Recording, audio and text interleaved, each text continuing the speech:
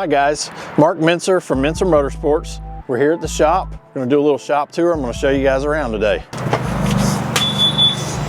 It's a hallway full of pictures that were given to us by customers over the years. The original Shadow and Stephen Faraday. People might not remember Stephen, but they stole his door. Remember the guy in the campground steals the door, runs away to his tent, and they had to go get his door back? Yeah. Some stuff from Australia. We always, like, if you come through this hallway, you're gonna see lots and lots of pictures of Martin Conley and the bunch from Kentucky, my hillbillies. This one right here is really, really special to me. Greg Smith. The car was owned by Jack Vanover, who was just an incredible friend, an incredible innovator, one of the smartest and kindest people I ever met. I love this picture. This goes back 2012, Midnight Madness. We used to go up to MIR and run that. Like, at the time, that was radial racing because there weren't a lot of racetracks that were really prepped for radial. So you had to go somewhere where the guys really knew what they were doing. Jason was putting this series on and go up there and they just hodgepodge all the radial cars together. You might have X275 and ODR cars all kind of, you know, thrown together, and we had to pile all this weight in the ODR cars. But like, we'd go up there. This was the first time we ripped the chutes off the back of Kevin Fiskus's car, like pushed the thing down the road to some farmer's place, and some Amish guy welded the whole back of the car back together. But like at the beginning of in those days, like X275 was just getting started, and like sometimes they wouldn't have enough cars. John Sears would have to like get money out of the ATM and make sure they had the pot up so they could pay the purse. This is a great one too, Woody's Corvette, you know. Like, Mark Woodruff was one of our earliest customers, somebody we still do a lot of business with, and someone that's like one of my, you know, just a real friend. More of the Conleys. You keep finding Martin Conley every time you turn around.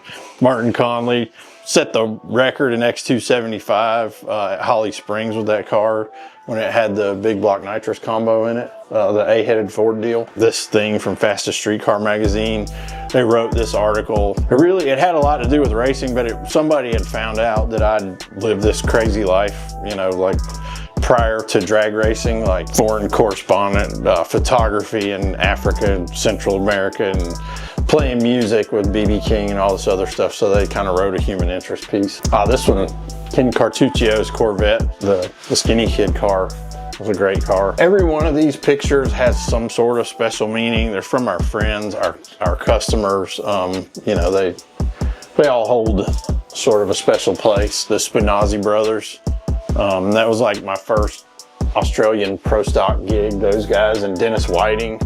I learned so much working on those cars, traveling over there. That was the beginning of Sweet 16. And I think at the time that this photograph was taken, every single car that qualified for that race was Menscer equipped. Brad Edwards, first radial car to run a 3-second pass. Tow car is just a super awesome friend of ours, and I love this picture. I think Jeff Klein took that picture.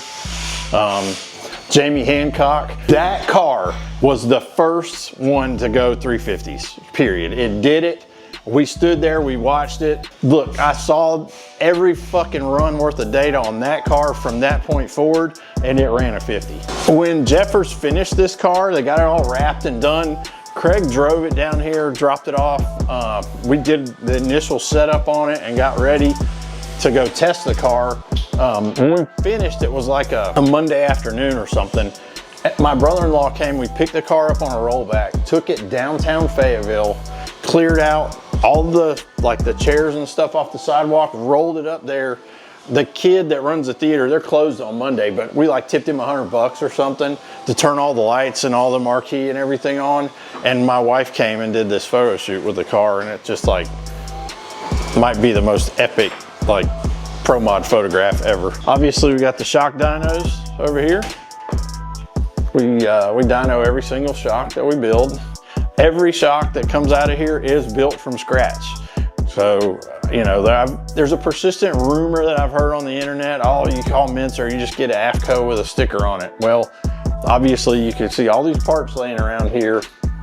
We put everything together from scratch. These guys pull these parts, they get all these builds set up, they put everything together, they dyno verify it, they dyno tune them, they match your stuff up. It's built custom for your combo, for your car. You know, every piece of these is built by one of these guys that's in this room. Matt, what you got here? You got an FTH conversion you did for somebody here? Yep. All right, so this is regular twin tube. Yep. So you hear this is a brand new shock.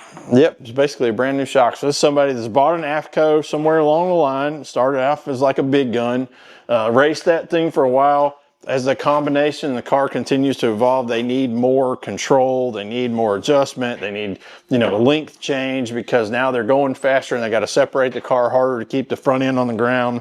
So what we've tried to do is make our in-house packages like the FTH and all of our parts and everything that we do with the AFCO brand sort of meld together seamlessly so the customer can essentially continue to upgrade off of a platform and not have to just trash everything they've got and start over and spend money on top of money on top of money. A little CNC action. We've always got parts running of some sort. Today we're making separator pistons going to canisters. Who knows what we'll be making tomorrow? You have to check back in and see.